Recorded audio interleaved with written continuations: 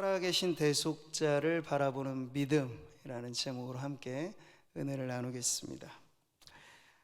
먼저 우리 주일에도 제가 광고를 좀 드렸는데요, 나라, 민족, 교회 회복을 위한 6.25 올데이 구국기도회가 준비 중에 있습니다. 성도님들이 자유롭게 참여하시면 되겠습니다. 그 하루 종일 우리가 예배당을 기도의 집으로 오픈해서 언제 오시든지 간에 여러분 마음 편히 기도하실 수 있도록 저희가 완비해서 이게 준비를 하고 있으니까요, 우리 성도님들 그날만큼은 일과 중에 점심시간을 내셔도 좋겠고, 물론 직장이나 여러 가지 여건상 일과 중에 중간에 오시긴 어렵더라도 새벽과 또 정오의 기도, 또 금요 철야까지 이어지는 그런 기도를 징검다리 삼아서 이 하루만큼은 정말 나라와 민족을 가슴에 품고 그렇게 기도하리라 결단하면서 여러분이 기도의 자리에서 살아계신 하나님을 맛보아 아시는 그런 은혜를 누리기를 바랍니다. 욥기는 절망과 희망을 오갑니다. 내면의 방황을 우리는 그 사이에서 보고 있죠. 참 처음에는 완벽하리만큼 쉽게 넘어볼 수 없을 만큼 그렇게 온전한 성도였는데, 고난에 아주 매서운 강풍이 몰아닥치자 그도 진토 중에 하나인 연약한 인생이라 영혼의 방황을 시작하게 되는 것이 이 욥의 모습이죠. 욥기에서는 그러나 언뜻 이렇게 희망을 내비칩니다. 마치 짙은 먹구름이 끼어 있을 때 그래도 살짝 태양이 비추듯이 말이에요. 욥기에서는 온통 절망과 탄식과 논쟁으로 일그러져 있는 그 사이에서도 희망이, 믿음이 이렇게 비춰지게 되는 장면을 우리가 보게 되는 거죠. 오늘도 이제 그 장면을 보는 것입니다. 자, 욥은 절망과 탄식 속에서도 하나님을 바라보기를 포기하진 않았어요. 그래서 그 바라보는 믿음의 시선으로 인하여 희망의 빛이 그의 내면의 어두움을 뚫고 비춰지는 것을 보는 것이죠. 욥은 하나님에 대한 그의 바람을 몇 가지 아주 중요한 표현에 담아서 그렇게 고백하였던 적이 있죠. 바로 우리 사이에 손을 얹을 판결자, 이게 바로 공의로운 판결자에 대한 소망입니다. 지금 나의 증인이 하늘에 계시고 나의 중보자가 높은 데 계시니라. 바로 지혜로운 중보자로서의 하나님을 그는 또한 바람하지 않고 있는 그런 소망을 고백하고 있습니다. 자, 오늘도 욥은 변하지 않는 꽉 막힌 상황, 그 고통 속에서 또 한 번 진전된 하나님에 대한 희망의 고백을 하게 되는데, 오늘 말씀에는 바로 희생적인 대속자로서 하나님에 대한 욥의 희망이 담겨 있습니다. 자, 오늘 이 말씀을 통해서 성도님들이 살아가는 삶의 현실에서도 여전히 상황은 바뀌어지지 않고 환경은 그대로인 것 같아서 답답하기를 데 없는 우리 성도님들 혹 계시더라도 욥이 발견한 절망 속 이 희망 찾기가 오늘 우리 성도님들의 삶에서도 그대로 경험되어지는 복이 되기를 바랍니다. 첫 번째 우리가 살펴보는 것은 상하고 통회하는 마음의 중요성이에요. 여러분, 지금 5번째 욥의 답변 내용입니다. 이 19장은요 그만큼 빈번한 이 독설가들로서 등장한 욥의 친구들로서 엄청난 이 펀치를 지금 맞고 방어하고 때로는 거기에 항변하고 있는 욥의 모습. 근데 우리는 압니다. 독설이라고 하는 것은 매우 위력이 강하다 하는 걸 말이죠. 요즘에는 사회 곳곳에 독설가를 자처하면서 자기 소신 발언이니 뭐니 하면서 여과 없이 말을 하는 걸 마치 지성인인 것처럼 드러내는 풍토들이 만연되어져 있는데, 여러분, 독을 머금고 있는 말은 사람을 살리진 않아요. 죽이는 말이 되는 것이죠. 그러니까 욥의 친구들 안에는 그 독이 머금고 있어 욥을 끝까지 계속 몰아세우고 있습니다. 그들은 욥에 비하면 자칭 의인이에요. 그리고 욥은 말하자면 지난번 우리가 빌닷의 메시지는 지옥 설교를 떠오르게 하는 메시지라고 했죠. 욥과 같은 악인은 지옥의 불쏘시개 감 정도라 하고 그렇게 취급을 하고 있는 거죠. 자, 그런데 성경은 말합니다. 그 자신의 입 안에 저주와 악독이 가득한 그대는 과연 누구인가? 라고 물을 때 오늘 성경의 말씀 그 역시도 매 일반의 죄인이다 하는 걸 가르쳐줘요. 로마서 말씀이죠. 그들의 목구멍은 열린 무덤이요 그 혀로는 속임을 일삼으며 그 입술에는 독사의 독이 있고 그 입에는 저주와 악독이 가득하고, 이게 악인의 죄인의 특징이라는 거예요. 욥의 친구들도 그들이 맺은 열매는 결코 선한 열매가 아니라는 걸 그들의 입술의 말이 드러내고 있는 것입니다. 매는 장사 없듯 계속된 독설에 욥은 지칠 대로 지쳐 있습니다. 그래서 오늘 19장에서 욥은 자신의 깨어진 이 마음을 이렇게 표현하고 있어요. 2절 말씀 같이 보시죠. 너희가 내 마음을 괴롭히며 말로 나를 짓부수기를 어느 때까지 하겠느냐. 힘들다는 얘기예요. 폭력적이고 아주 잔인하게 대하는 친구들 때문에 지금 욥은 내 마음이 심히 괴로워 죽겠다라고 토로하고 있는 것이죠. 여기 괴롭힌다 그리고 짓부순다, 이 표현이 아주 생생한 고통을 묘사하는 표현입니다. 자, 다윗의 참회 시에 이 비슷한 표현이 나오는다는 게 참 특이하죠. 그는 하나님 앞에 통에 자복하는 회개의 시를 쓸 때 이렇게 말하였습니다. 하나님께서 구하시는 제사는 상한 심령이라. 하나님이요 상하고 통회하는 마음을 주께서 멸시하지 아니하시리이다. 이 상한 심령이라는 게 산산이 부서진 마음을 말하는 거예요. 산산이. 지금 욥의 마음이 꼭 이와 같죠. 물론 지금 상태에서 욥이 다윗처럼 통회, 자복, 회개하는 상태까지 이른 것은 아닙니다. 그러나 우리는 알죠. 욥기 대망의 마지막 42장에는요 통회 자복하는 욥의 모습이 그대로 드러나게 돼요. 그러니까 이 전 과정은 하나님께서 욥 안에 구하시는 바 상한 심령의 제사, 통회 자복하는 예배자로서 욥을 새롭게 만들어 가시는 하나님의 손길이 지금 욥 안에 나타나는 걸 보게 되는 것이죠. 욥도 이전까지는 그렇게 부정적으로 표현한 것은 아니겠습니다만 자기 의라고 하는 것이 아주 견고한 요새처럼 자기 보호막이 되었던 사람입니다. 근데 고난의 효과라고 할까요? 그것은 바로 자기를 의지할 만한 그 의지거리로서의 자기 의가 깨어지는 그러한 풍파라고 할 수 있는 거죠. 고난을 통해서 뿐만 아니라 친구들의 이 공격을 통해서 깨어진 마음은 점점 더 잘게 먼지처럼 부서지고 있는 거예요. 물론 지금이야 욥의 마음은 인간적으로 자존심이 상한 거죠. 신앙적으로 회개하는 것이 아니라 인간적으로 내가 당신들한테 이런 소리를 들을 사람이 아닌데 이건 인간적인 자존심의 문제예요. 아직은 그 상태에 머물러 있지만 그러나 하나님은 이런 과정까지를 다 이어가서 결국에는 집 부서지듯 산산조각난 그의 마음속에 새 마음을 창조하시는 거야. 그것이 바로 참회하는 심령이죠. 참회라고 하는 통회, 회개, 이것은 여러분 심령이 깨어진 상태에서 비롯되는 것입니다. 그래서 우리는 성경이 이 상한 심령을 매우 중요하게 다룬다는 걸 알아야 해요. 상한 심령은 무엇입니까? 본디 높은 마음이 낮아지는 거예요. 상한 심령은 무엇입니까? 굳은 마음이 깨어지는 거예요. 부서지는 거예요.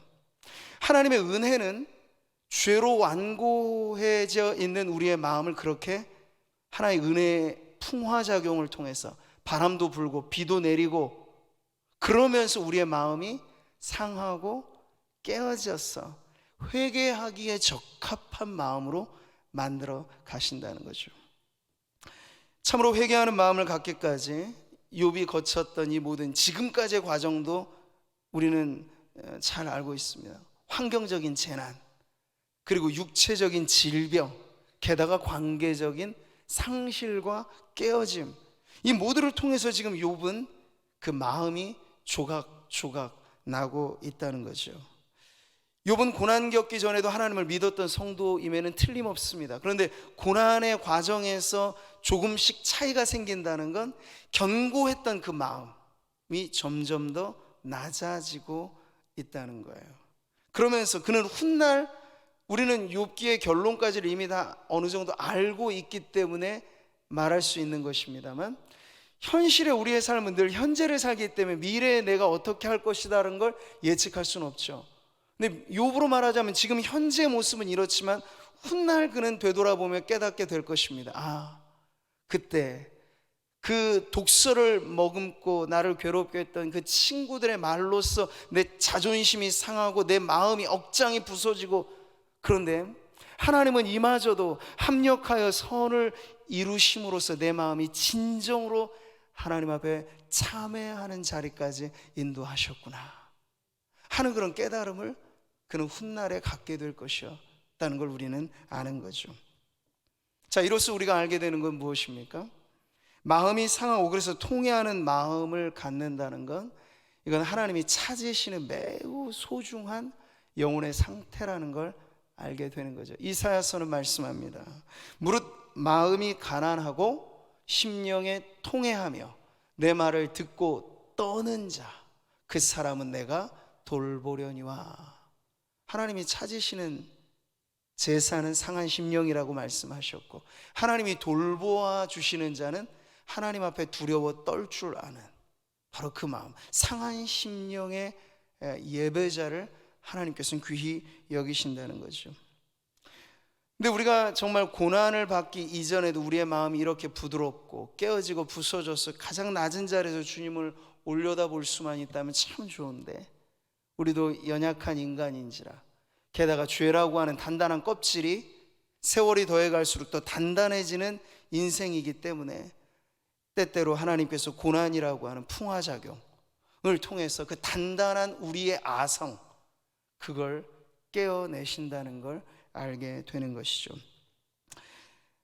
다윗이 참회의 시를 썼을 때는 바로 그렇게 그의 억장이 무너지고 인생이 한번 무너진 경험 이후에 참회의 자리를 되찾았고, 우리가 알듯 탕자도 자기가 의지했던 그 모든 재산과 즐거움들이 다 빼앗겨지고 난 뒤에야 비로소 아버지의 품을, 아버지의 집을 기억했던 것은, 여러분, 예외 없이 모든 인생들 안에 어느 정도 고난이 가지고 있는 순작용, 그런 긍정적인 효과가 우리로 하여금 상한 심령을 갖게 한다 하는 것을 배우게 됩니다. 오늘은 당장은 아플지 모르겠습니다만 여러분을 힘들게 하는 관계의 고통, 환경의 어려움, 육신의 연약함, 이 모든 것을 통해서 여러분이 관찰하는 바 내 영혼이 완고해진다면 그건 두려운 일입니다. 그러나 여러분의 영혼이 이 때문에 하나님 앞에 더 가난해질 수만 있다면 그것은 하나님께서 우리에게 남모르게 부어주시는 또 하나의 선물로서의 은혜라고 하는 사실을 여러분 기억하시기를 바랍니다.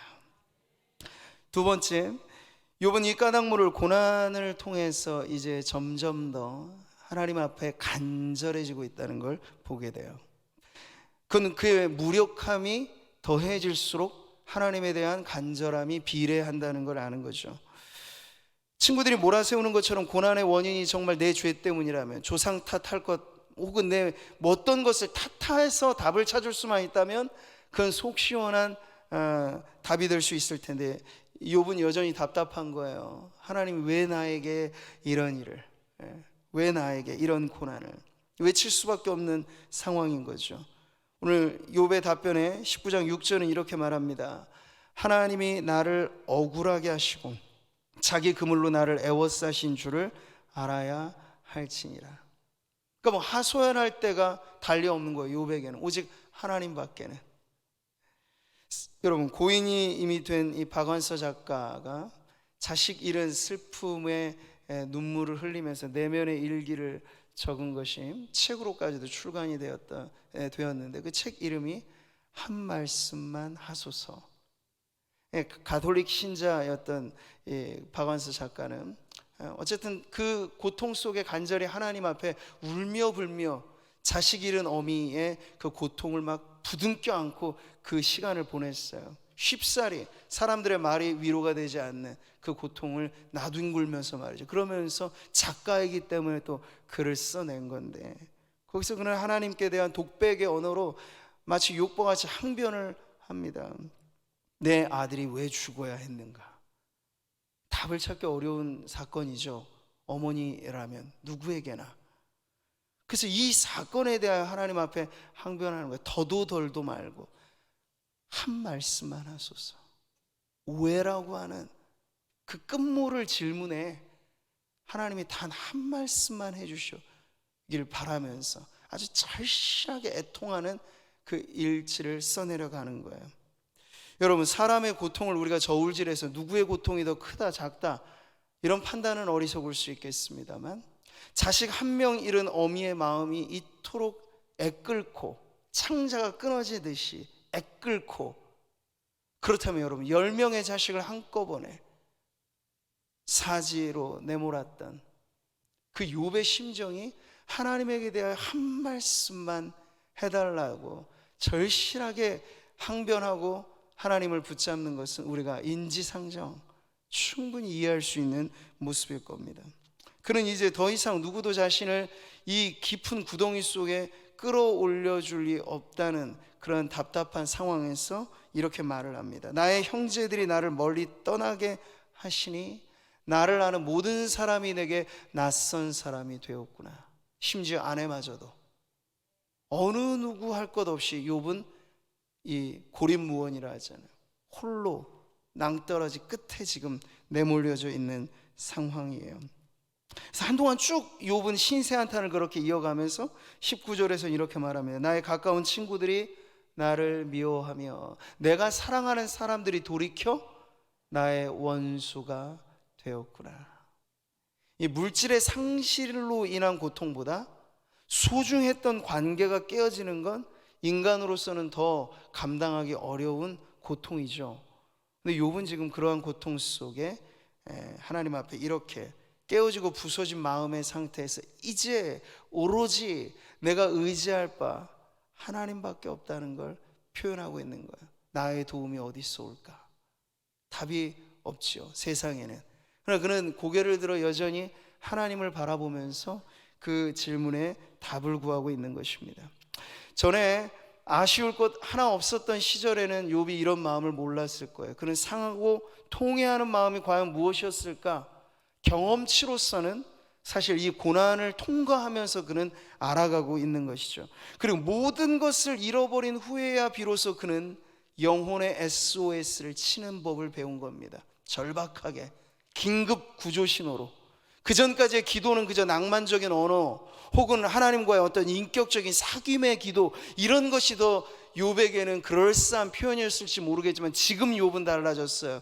모든 것을 잃어버리고 어느 것 하나 줄 것 없고 완전히 홀로 되어져 버린 이 외로움 속에 욥은 영혼의 SOS를 치는 거죠. 구조신호, 살려주세요.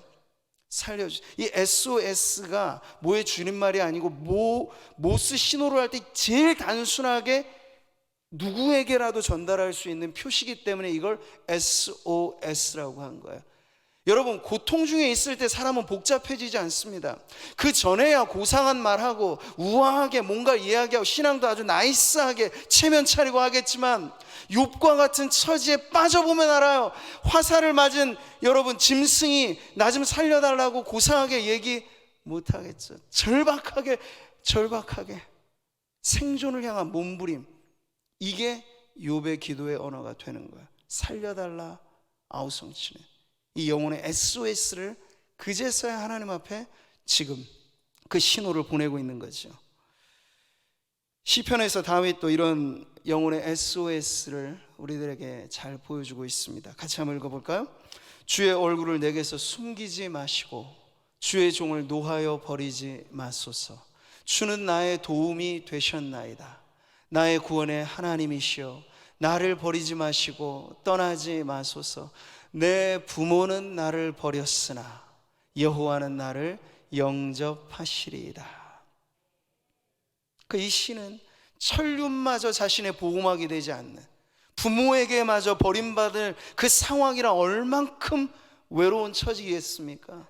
그럴 때 하나님 앞에 고백하는 탄식의 기도는 영혼의 SOS를 치는 거예요. 긴급 구조 신호로 하나님 앞에 정말 맨 얼굴로 나아가는 그 모습을 보여주고 있는 겁니다. 우리에게도 이와 같은 처지가 있습니다. 통과해 본 경험이나 혹은 지금 하고 있는 경험이나 어쩌면 앞으로 하게 될지도 모르는 그 경험, 어느 것 하나 의지할 수 없는 상황 속에 하나님은 오직 하나님만을 찾게 하신다 하는 걸 우리가 알게 되는 거죠. 근데 이걸 여러분, 많은 위로거리가 있고 즐길 거리가 있고 잠시 이 어려움을 어디서 해소할 만한 거리가 있을 때는 상황이 안 좋음에도 불구하고 SOS를 안 쳐요, 사람들이 하나님 앞에. 근데 철저히 외로워지고 철저히 손에 지푸라기 하나 집혀질 수 없을 정도가 되면 비로소 절실해진다는 거예요. 이 영혼의 외로움도 하나님은 하나님을 찾는 방편으로 때로는 사용하시는 거죠. 우리는 이렇게 절대적인 외로움 가운데 처할 때 무엇을 배우게 됩니까? 간절하게 하나님만을 찾는 법을. 이건 누가 가르쳐서가 아니라 성도의 영혼의 본능으로 하나님을 찾게 되는 거예요. 주 없이도 잘 살 수 있었을 때 우리는 사실 자만감을 갖고 사는 겁니다. 주신감이 아니라, 주님을 믿는 믿음이 아니라 자신감을 갖고 사는 겁니다. 그런데 그것으로 아무것도 이룰 수가 없다는 걸 알 때 비로소 우리는 정직하게 두 손 두 발 다 하나님을 향하여 뻗어 하나님, 나 좀 살려주십시오.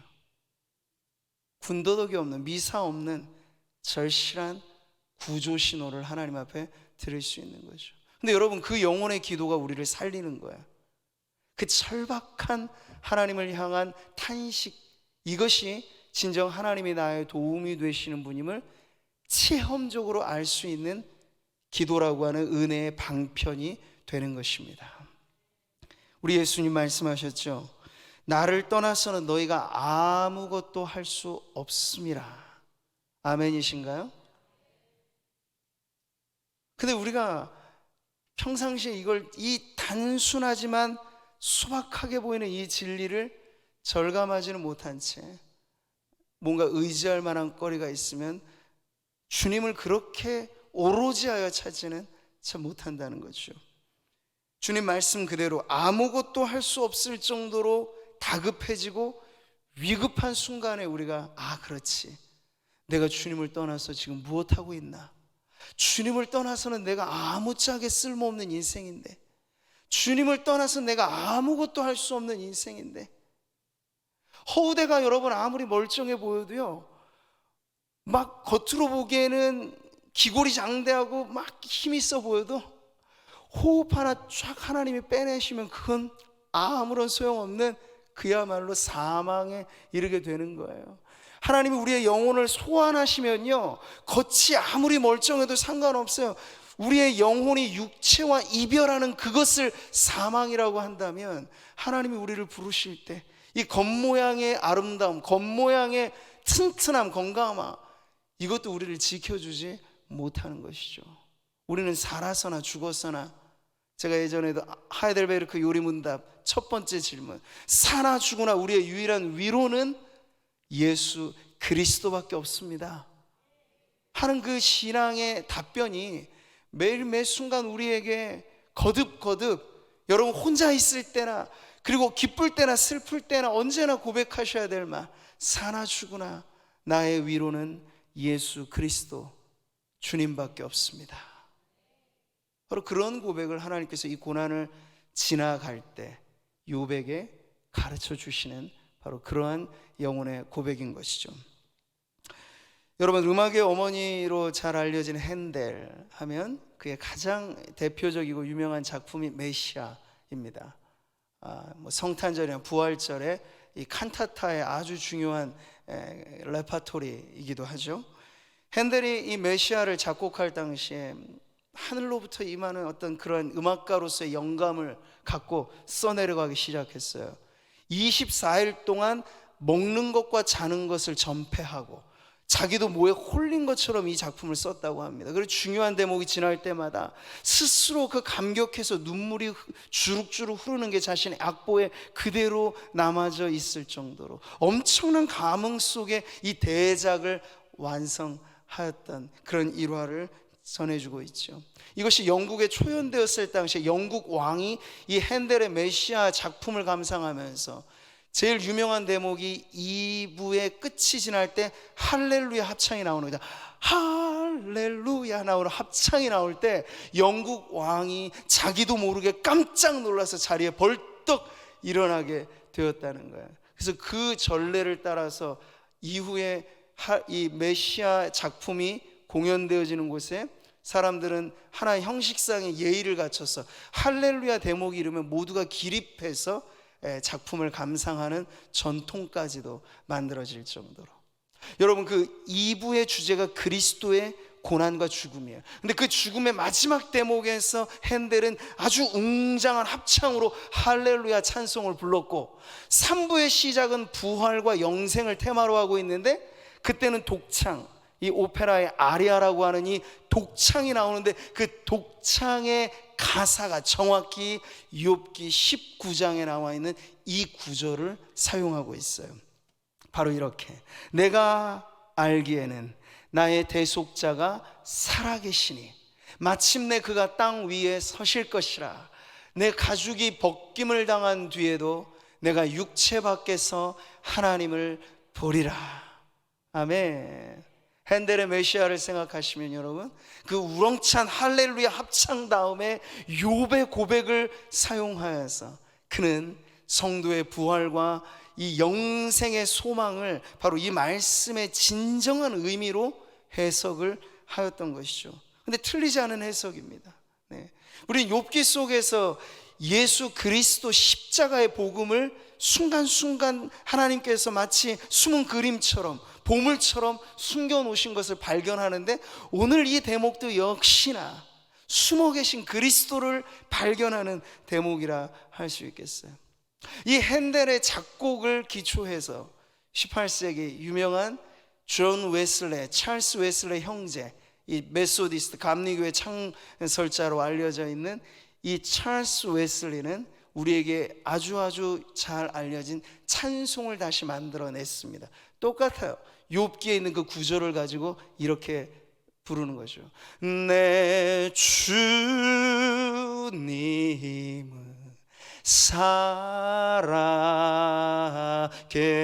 살아계셔 날 지켜 주시니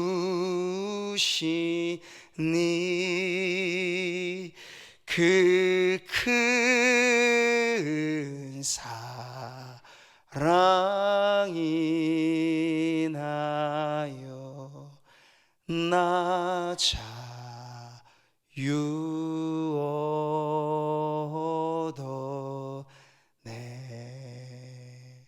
할렐루야. 그러니까 시대를 달리해도 욥의 이 구절이 사람들에게 전해주는 영감 어린 진리의 메시지는 고난과 절망 속에, 십자가 죽음이라고 하는 건 완전한 밑바닥이잖아요. 그런데 그때 비로소 하나님의 이 놀라운 복음의 지혜는 죽음에서부터 끌어올린 생명을 통해서 우리 모든 죽어가는 인생들에게 희망의 메시지를 전해주는 것인데, 바로 그 죽음에서 끌어올린 희망의 대목에 욥의 고백이 있다는 것은 결코 우연이 아닐 것입니다.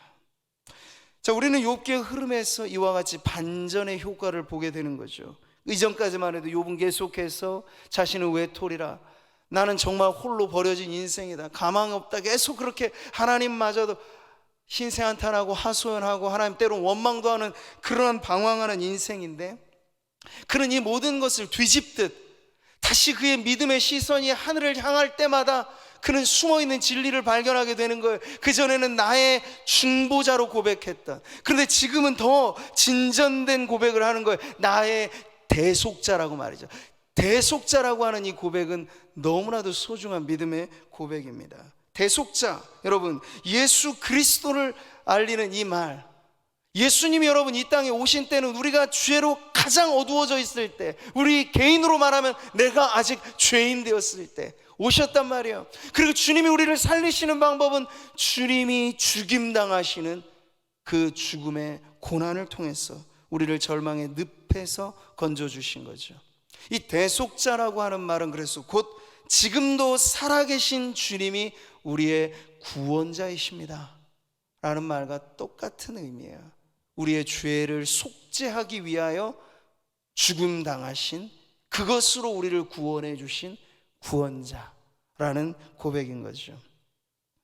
자, 고난에 흔들리는 욥이 정말 힘들고 지쳐 있을 때 하나님을 원망하기도 하였습니다. 왜 나한테 이러시는 거예요? 따져 묻기도 하였습니다. 완전히 밑바닥까지 내려갔지만 그래도 욥에게는 희망이 꺼지진 않아 있는 거죠. 왜냐하면 그 최저선에서도 그는 믿음 이 한 가닥을 붙들고 있었기 때문에. 그 믿음이란 무엇입니까? 하나님을 바라보는 것이었어요. 나를 바라볼 때는 아무런 가망이 없고, 친구들 의지할 것 없고, 재물 아무것도 없고, 빈 털터리가 되어져 버린 그 영혼의 처절하게 깨어지고 상한 자리에서 욥의 믿음이란 그저 믿음의 시선을 하나님을 바라보고 또 바라보는 것밖에는 없는 거예요. 자, 이 대속자라고 하는 단어가 히브리어로 고엘이라는 단어입니다. 우리가 룻기를 여러분 강해하였을 때 아주 중요한 주제였죠. 고엘이라고 하는 기업 물을 자, 이방 여인, 아무것도 없는 그 여인으로 하여금 후사를 안겨주고 하나님의 백성의 자격에 편입되게 만들었을 때 룻기의 중심에는 바로 기업 물을 자로서 등장한 보아스라고 하는 존재가 있었던 것처럼, 지금 욥에게 있어서도 자신의 이 빈털터리 인생, 가망 없는 인생을 살려낼 자, 그는 누구인가? 바로 기업 물을 자와 같은 역할을 해주는, 값으로 팔려나가 돈이 없어서 옛날에 노예가 되는 일들이 많았거든요. 그럴 때 다시 고엘이라고 하는 존재가 등장해서 내가 이 값을 치러낼 테니 그를 다시 자유인으로 되게 해 주십시오라고 그 역할을 감당하는 것. 그리고 자식을 남겨주지 못하고 누군가 죽어버렸을 때 후사를 안겨주기 위해서 시를 전해주는 그 역할 역시도 당시 시족 국가요 사회였던 그곳에 매우 자비로운 행위였는데, 그 일을 하는 일을 바로 고엘, 기업 물을 자라고 표현을 했던 거예요. 그 단어가 바로 대속자라는 의미입니다. 권리자 의무로서 누군가 철저하게 무력한 인생을 도와주는 역할을 하는 이가 바로 이 대속자의 역할이었던 것이죠. 욥은 말합니다. 나의 친구야, 너희는 나를 불쌍히 여겨다오, 나를 불쌍히 여겨다오. 그러나 친구들로부터 이 도움을 받지는 못해요. 욥은 이 도움을 결국 하나님 앞에 받게 되고, 그 이전의 욥의 고백이 바로 그 하나님을 향하여, 당신이 때로는 나는 지금 당장 이해할 수 없는 고통 속에, 하나님이 허용하신 작정 속에 나는 고난에 처해 있지만 나를 살리시기도 하는 이는 또한 하나님이신 줄 내가 믿습니다 라는 그런 고백이 이 안에 함께 담겨져 있는 거죠. 여러분, 지금 욥이 나의 대속자라고 고백하는 그 존재가 누구겠습니까? 그냥 평범한 인간을 말하고 있는 것이 아니에요. 물론 욥 당시에 욥이 삼위일체라고 하는 이 신비한 계시를 다 알 길은 없었을 거라고 봅니다. 예수 그리스도가 누구인지, 성령이 누구인지 해박한 신학적인 정리를 통해서 알고 있지는 못했을 것이나, 욥은 분명 그의 믿음 속에 이 나의 대속자로서 하나님과 나 사이의 중보자의 역할을 하실 뿐만 아니라, 그가 이 땅에 서리라라고 하는 이 단어 의미 안에는 마치 법원의 변호사처럼, 증인처럼 나의 억울함을 풀어주는 역할을 하는, 그런 법원의 증인의 역할을 하는 표현이 바로 땅 위에 서실 것이라 하는 이러한 의미 안에 담겨져 있는 건데, 지금 욥이 찾고 있는 나의 대속자는 바로 그 역할을 하는 존재란 말이죠. 그가 누구이겠습니까? 우리는 알죠. 바로 예수 그리스도께서 나의 대속자가 되셔서 나의 이 죄로 인하여 영원 형벌받을 수밖에 없는 내 인생을 하늘 법정에 서셔서 내가 바로 이 사람, 여러분 각자 이름이 거기에 불려질 겁니다. 아무개 누구누구의 죄를 위하여 십자가의 형벌과 고통과 죽음을 당하였으니 이를 나의 생명 주고 산 것을 보시어 이를 영원한 생명의 자리로 인도해 주십시오. 이게 바로 나의 대속자요, 나의 중보자요, 나의 판결자 되시는 예수 그리스도께서 하시는 일이라는 거죠. 바로 욥기 안에 담겨져 있는 복음은 욥의 이 믿음의 고백을 통해 우리에게 이것을 가르쳐 주는 것입니다. 사랑하는 성도 여러분, 하나님 앞에 때로는 우리도 욥처럼 원망 아닌 원망을 할 때도 있습니다. 하나님 왜 가혹하게 나에게 감당할 수조차 없는 이런 어려움을, 이렇게 하나님 앞에 호소할 때도 있으나 돌이켜보면 그 속에서 다시 우리가 살 길 역시도 하나님 아니면 다른 누구에게 우리의 구원을 호소할 길이 없다는 걸 우리는 알고 있습니다. 호세아 선지자는 이 철묘한 이 하나님 앞에서의 우리의 이 영혼의 고백을 이렇게 고백하고 표현해주고 있죠. 같이 한번 큰 목소리를 읽겠습니다. 오라, 우리가 여호와께로 돌아가자. 여호와께서 우리를 찢으셨으나 도로 낫게 하실 것이요 우리를 치셨으나 싸매어 주실 것임이라. 바로 이 고백이죠. 하나님이 우리를 치신 것처럼 우리가 느낄 때 그것은 고통의 때입니다. 고난의 때입니다. 그러나 그 하나님이 또한 우리를 고쳐주기도 하시고 싸매어 주기도 하신다. 욥은 처음에 고백했잖아요. 주신 자도 여호와, 거두어 가시는 이도 여호와.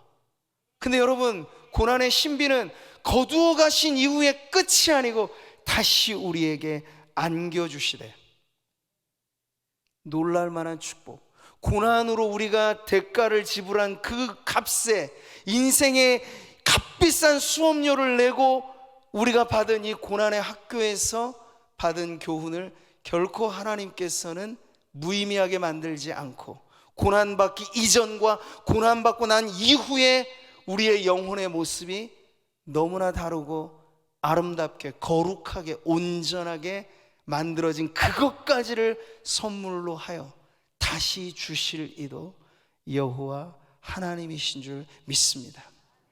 이 믿음을 가지고 오늘도 우리의 삶을 살아가면서 여러분이 때때로 힘들 때마다 욥과 같이 우리의 믿음의 고개를 들어 하늘에 계신 우리 하나님 아버지를 바라보시기를 바랍니다.